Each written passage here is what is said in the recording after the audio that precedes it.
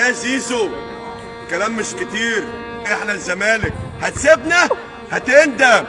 اسال رضا عبعال، اسال مؤمن زكريا الله يشفيه، اسال ابو الكهريب. اتنين، الزمالك اغلى من الفلوس. شعار الزمالك ده ذهب. وبقول لك يا زيزو، انا السكوندو على الطلاق، لو رحت اي حته لاجيب بيتك بلودر. وبحذرك يا زيزو، الزمالك فوق اي حد. سيبك من الكباري، الاهلي مش هيشوفك يا زيزو، وعرش ربنا اديك طلقه على الطلاق، اديك طلقه يا زيزو.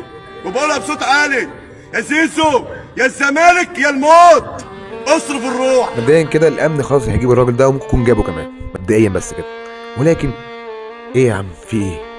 تحرق الكوره على اللي بيلعب كوره يا عم. انت بتهدد لعيب ايه وبتهدد واحد بني ادم ازاي؟ مراته هتنزل ازاي الشارع؟ ممكن تكون من النوع اللي هو اللي ايه، اللي بيقلق من الهوا. تنزل الشارع ازاي وهي وبنتها وده يمشي ازاي؟ يروح الاهلي يروح الزمالك، انت مالك انت يا عم؟ تحرق الكوره لو توصلنا لكده. انت ناسي بورسعيد، ناسي الدفاع الجوي. ايه اللي انت بتقوله ده؟ يروح الاهلي ايه وتهدده ايه يا عم؟ انت مالك انت يا عم؟